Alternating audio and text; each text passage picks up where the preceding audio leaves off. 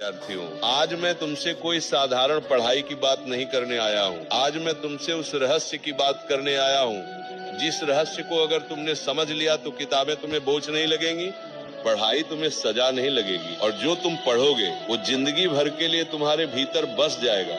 आज का प्रश्न बहुत छोटा है लेकिन इसका उत्तर बहुत गहरा है। किस समय पढ़ने से पढ़ा हुआ कभी नहीं भूलता। ध्यान से सुनना, क्योंकि आज जो बात मैं कहने जा रहा हूँ वो सिर्फ परीक्षा पास करने की नहीं है, वो तुम्हारा भविष्य बनाने की बात है। याद रखने की शक्ति किताबों में नहीं, मन की अवस्था में होती है। बच्चों, अधिकांश विद्यार्थी ये गलती करते हैं कि वो सोचते हैं अगर मैं ज्यादा घंटे पढ़ लूँ तो याद हो जाएगा। लेकिन मैं तुमसे पूछता हूँ, क्या कभी ऐसा नहीं हुआ कि तुमने 5 घंटे पढ़ा और अगले दिन सब भूल गए?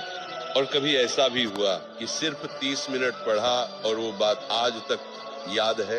तो फिर सवाल ये नहीं है कि कितनी देर पढ़ा, सवाल ये है कि किस अवस्था में पढ़ा। याद रखना बेटा, दिमाग तब सीखता है जब मन शांत होता है। याद तब बनती है जब अहंकार नहीं होता। ज्ञान तब उतरता है जब भीतर शांति होती है। ब्रह्म मुहूर्त, वो समय जब दिमाग सबसे पवित्र होता है। अब मैं तुम्हें वो समय बताता हूँ जिसे हमारे शास्त्रों ने, हमारे ऋषियों ने और आज का विज्ञान भी मानता है, ब्रह्म मुहूर्त। ब्रह्म मुहूर्त क्या है? सूर्योदय से लगभग 2 घंटे पहले का समय। इस समय हवा शुद्ध होती है, मन शांत होता है, मोबाइल की दुनिया सो रही होती है, शोर नहीं होता, तुलना नहीं होती, अहंकार सोया होता है। बेटा, इस समय जो पढ़ाई की जाती है वो सीधी स्मृति में नहीं, संस्कार में चली जाती है। जो ज्ञान संस्कार बन जाए उसे कोई मिटा नहीं सकता। सुबह की पढ़ाई और रात की पढ़ाई में फर्क। अब ध्यान से सुनो, बहुत ध्यान से। रात में पढ़ने वाला विद्यार्थी दिन भर की थकान लेकर पढ़ता है। उसके मन में डर होता है, तनाव होता है, तुलना होती है, मजबूरी होती है। लेकिन सुबह पढ़ने वाला विद्यार्थी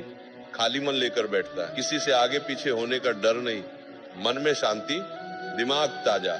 इसलिए सुबह की 2 घंटे की पढ़ाई रात की 6 घंटे की पढ़ाई से ज्यादा शक्तिशाली होती है। वो सबसे खतरनाक गलती जो याददाश्त खा जाती है। बेटा, अगर तुम्हें शिकायत है कि तुम्हें याद नहीं रहता तो पहले ये देखो, क्या तुम पढ़ते समय मोबाइल पास रखते हो, बार बार नोटिफिकेशन देखते हो? पढ़ते वक्त कुछ ना सोचते रहना। याद रखना, बिखरा हुआ मन कभी याद नहीं रख सकता। जब तुम पढ़ रहे हो और तुम्हारा मन कहीं और है तो शब्द आंखों से गुजर जाते हैं लेकिन आत्मा तक नहीं पहुंचते। पढ़ाई से पहले मन को कैसे तैयार करें, अब मैं तुम्हें वो उपाय बता रहा हूँ जो कोई शिक्षक नहीं बता। पढ़ने से पहले 5 मिनट आंख बंद करो, गहरी सांस लो, मन ही मन कहो, मैं सीखने बैठा हूँ, मैं श्रेष्ठ बनने बैठा हूँ, मैं अपने भविष्य की नींव रखने बैठा हूँ। जब मन ये स्वीकार कर लेता है तब पढ़ा हुआ सीधे भीतर उतरता है। याद रखने का नियम समझो, रटो मत। बेटा, जो चीज तुम समझते हो उसे याद रखने की जरूरत नहीं पड़ती, लेकिन जो चीज तुम रटते हो वो डर के साथ जुड़ी होती है और डर के साथ जुड़ा ज्ञान टिकता नहीं। इसलिए पढ़ते समय खुद से पूछो, ये क्यों ऐसा है, इसका कारण क्या है, इसका जीवन में उपयोग क्या है।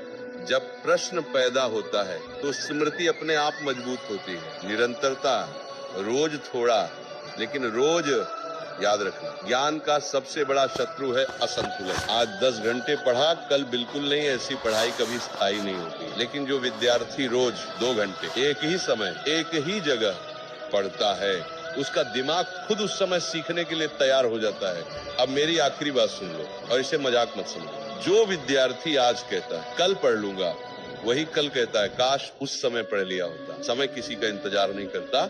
अगर आज तुम्हारे पास उम्र है, ताकत है, दिमाग है और तुम फिर भी नहीं पढ़ रहे तो आने वाला समय तुम्हें माफ नहीं करेगा। आज सुबह उठो, अपने भविष्य को प्रणाम करो और पढ़ाई को साधना बना लो, क्योंकि जो ज्ञान साधना बन जाए वो जीवन बदल देता है। अगर मेरी बात दिल तक पहुंची हो तो आज से ही समय बदल दो, क्योंकि सही समय पर की गई पढ़ाई पूरी जिंदगी को रोशन कर देती है। जिस उम्र में तुम्हें किताबों से दोस्ती करनी थी, अगर उस उम्र में तुमने बहानों से दोस्ती कर ली तो आने वाली उम्र में तुम्हें आंसुओं से दोस्ती करनी पड़ेगी। समय किसी का इंतजार नहीं करता बेटा। जो आज सुबह सोता रहा, कल जिंदगी उसे झकझोर कर जगा देगी, लेकिन तब तक बहुत देर हो चुकी है। आज तुम्हारे पास आंखें हैं देखने के लिए, दिमाग है सोचने के लिए, हाथ है मेहनत करने के लिए।